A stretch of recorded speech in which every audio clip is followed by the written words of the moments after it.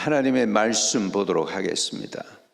사무엘상 13장 15절에서 23절 마지막 절까지입니다. 사무엘이 일어나 길갈에서 떠나 베냐민 기브아로 올라가니라. 사울이 자기와 함께한 백성의 수를 세어보니 600명가량이라. 사울과 그의 아들 요나단과 그들과 함께한 백성은 베냐민 게바에 있고, 블레셋 사람들은 믹마스에 진쳤더니 노략건들이 세대로 블레셋 사람들의 진영에서 나와서 한 대는 오브라의 길을 따라서 수알 땅에 이르렀고, 한 대는 베도론 길로 향하였고, 한 대는 광야 쪽으로 스보임 골짜기에 내려다 보이는 지역길로 향하였더라. 그때 이스라엘 온 땅에 철공이 없었으니 이는 블레셋 사람들이 말하기를 히브리 사람이 칼이나 창을 만들까 두렵다 하였음이니라.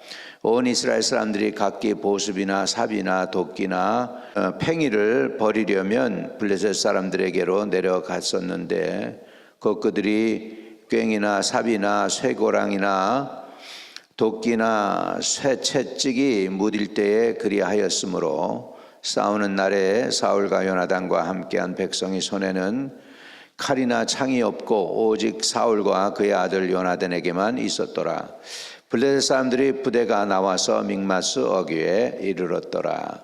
아멘. 이제 사무엘은 떠나가 버립니다. 하나님께서 사무엘이 사울과 갈라지게 되죠. 왜냐하면 사울이 7일을 기다리라 그랬는데 7일째 날에 제사를 드려버려요. 그러니까 사무엘이 마지막 날 도착해 보니까 이미 제사를 드려진 거예요.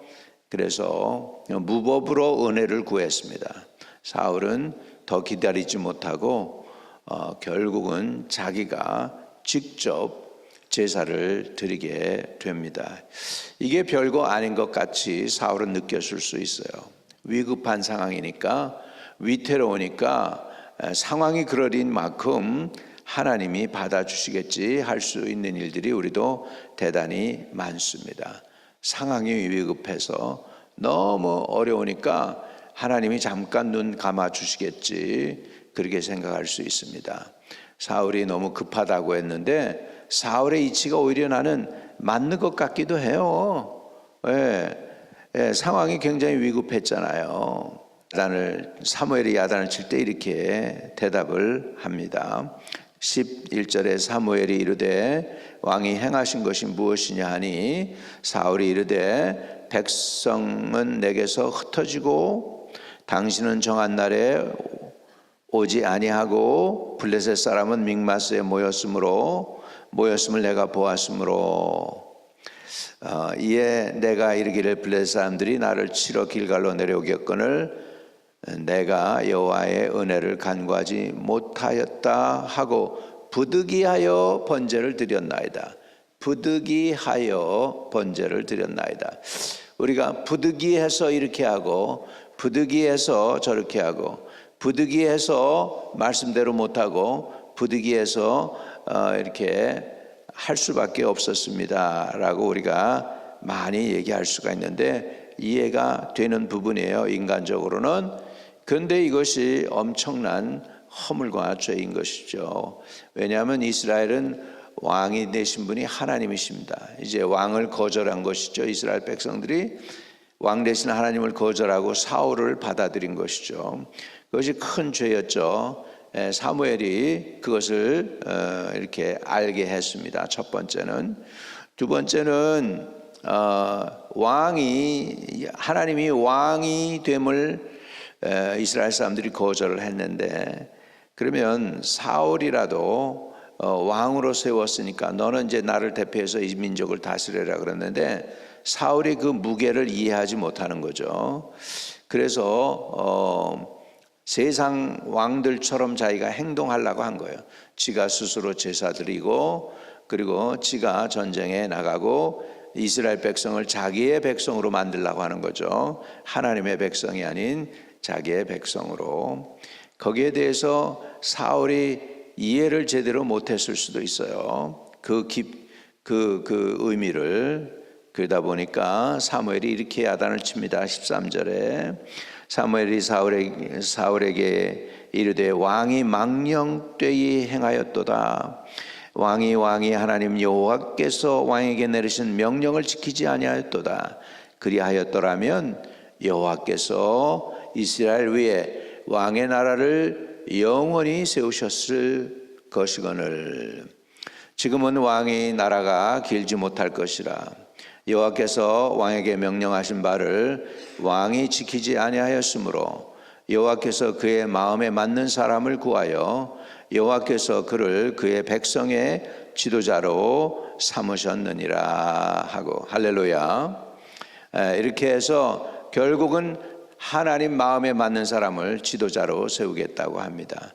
우리도요 마음에 맞는 사람하고 있으면은 오래 대화도 나눌 수가 있고 그렇습니다. 남자들끼리 오래 재밌는 일도 하면서 이렇게 마음에 맞으면 오래 재미있고 할 일도 많고 뭐 시간 가는 줄 모르고 옛날 얘기도 하고 그렇습니다. 오랜만에 한국에 가서 친구 만나니까 마음이 맞는 사람들 만나다 보니까 이렇게 분위기도 너무 좋아지는 것을 볼 수가 있었습니다. 마찬가지로 하나님도 이제는 그 마음에 맞는 사람을 구하여 여호와께서 그를 그의 백성의 지도자로 삼으셨다라고 선포합니다. 그러면서 이스라엘 위에 왕의 나라가 영원히 세우셨을 것임을 사울이 순종했더라면 왕의 나라가 영원했을 것인데 지금은 왕의 나라가 길지 못할 것이다. 이거는 사울이 금방 그만둔다는 얘기가 아니라 사울이 나라를 세우지 못하게 된다는 것이죠. 결국은 나중에 사울은 죽고 다윗의 나라가 견고하게 세워지게 되는 것을 우리는 볼 수가 있습니다. 이렇게 해서 지금 전쟁은 시작되었습니다. 요나단에 의해서 전쟁은 시작되었습니다.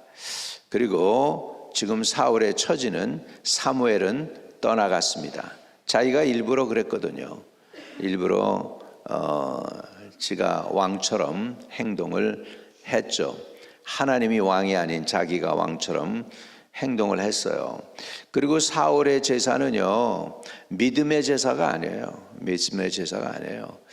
우리가 하나님께 예배를 드려도 믿음의 예배가 있고, 다시 말하면 하나님이 받으시는 예배가 있고 그렇지 않은 예배가 있을 수 있다는 것이죠. 여기에 보면 사울은 지금 급하니까, 위급하니까 제사 드리면 좀 나을까 하는 식으로, 마치 이스라엘 백성이 베색에서 전쟁을 하게 될 때 언약궤를 가지고 가가지고 언약궤까지 빼앗기면서 패했습니다.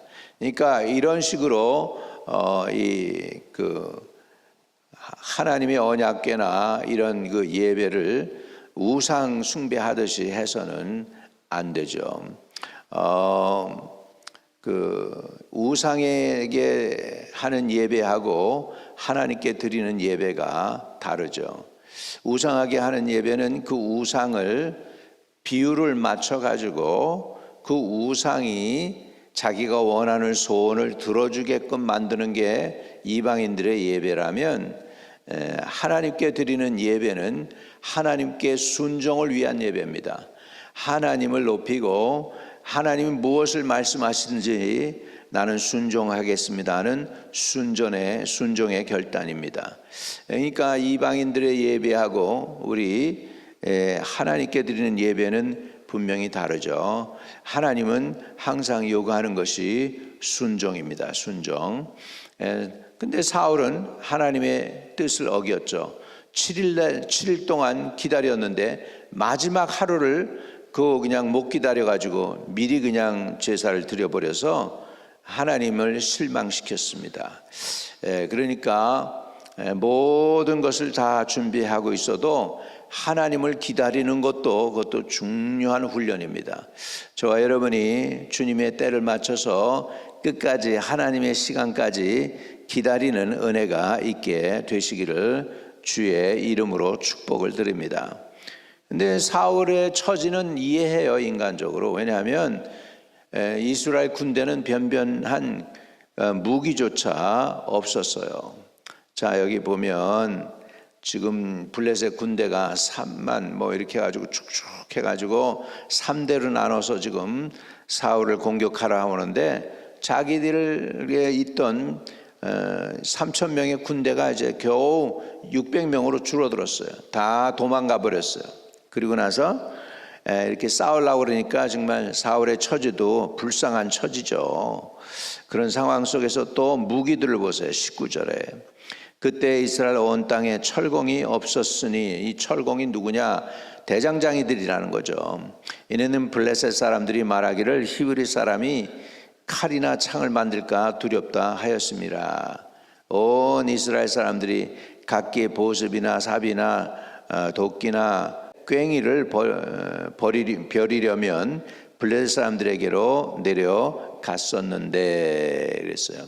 그들이 괭이나 삽이나 쇠수랑이나 도끼나 쇠 채찍이 무딜 때에 그리하였으므로 그랬습니다. 그러니까 무기를 만들고 이렇게 철을 다루고 그러는 거 다 블레셋 사람들이 했다는 거죠.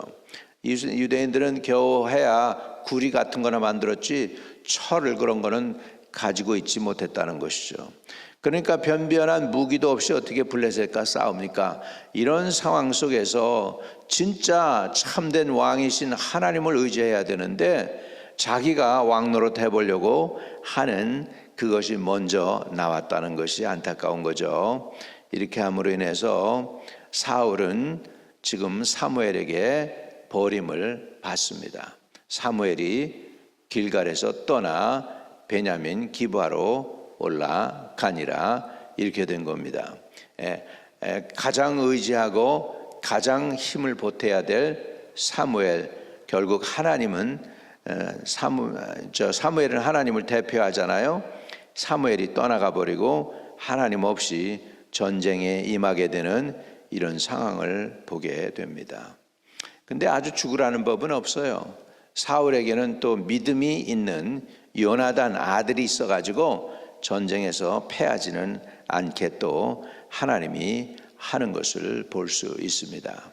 그래서 이스라엘은 영적으로 준비가 되질 않았습니다. 그리고 영적으로 준비가 안 된 게 겉으로도 드러나요. 무기도 준비가 안 돼 있고 백성들은 흩어졌습니다. 훈련되지 못한 오합지졸의 군대가 되어버렸습니다. 가장 하나님의 도움이 필요할 때 저들은 하나님의 도움보다는 바깥으로 보여지는 그런 상황 때문에 결국은 흩어지고 말게 되는 것이죠. 3천 명이 600명으로 줄어들었어요. 여러분, 하나님이 그럼에도 불구하고 하나님은 이스라엘을 버리지 않더라고요. 그럼에도 불구하고 부득불하였나이다 인간은 그렇게 하고, 우리 하나님은 그럼에도 불구하고 불쌍히 여기시더라고요. 오늘 하나님께서 저와 여러분을 불쌍히 여기는 은혜가 있게 되시기를 축복합니다. 그래서 부득불함으로 범죄했더라 할지라도 하나님이 긍휼히 여겨주시는 은혜로 저와 여러분을 받아주시고 회복하는 은혜가 있기를 축복합니다. 거룩하신 하나님, 우리 허물이 너무나 많습니다. 아버지, 우리가 볼 때에 오히려 사무엘보다는 사울의 말에 우리가 더 긍정이 가는 그런 마음들이 많습니다. 아버지, 이만큼 우리는 마음이 정말로 연약한 존재이고 타락한 존재들임을 고백합니다. 많은 허물과 죄를 용서해 주세요. 그럼에도 불구하고 우리를 버리지 마시고 우리를 붙들어 주시고 오늘 우리 예배와 기도를 받아주시고 응답으로 축복해 주세요. 주님이 존귀와 영광과 찬양을 받아주세요. 우리 주 예수 그리스도 이름으로 기도드립니다. 아멘. 아멘. 하늘에 계신 우리 아버지여, 이름이 거룩히 여김을 받으시오며 나라에 임하옵시며 뜻이 하늘에서 이룬 것 같이 땅에서도 이루어지이다. 오늘날 우리에게 일용할 양식을 주옵시고 우리가 우리에게 죄 지은 자를 사하여 준 것 같이 우리의 죄를 사하여 주옵시고 우리를 시험에 들지 말게 하옵시며 다만 악에서 구하옵소서.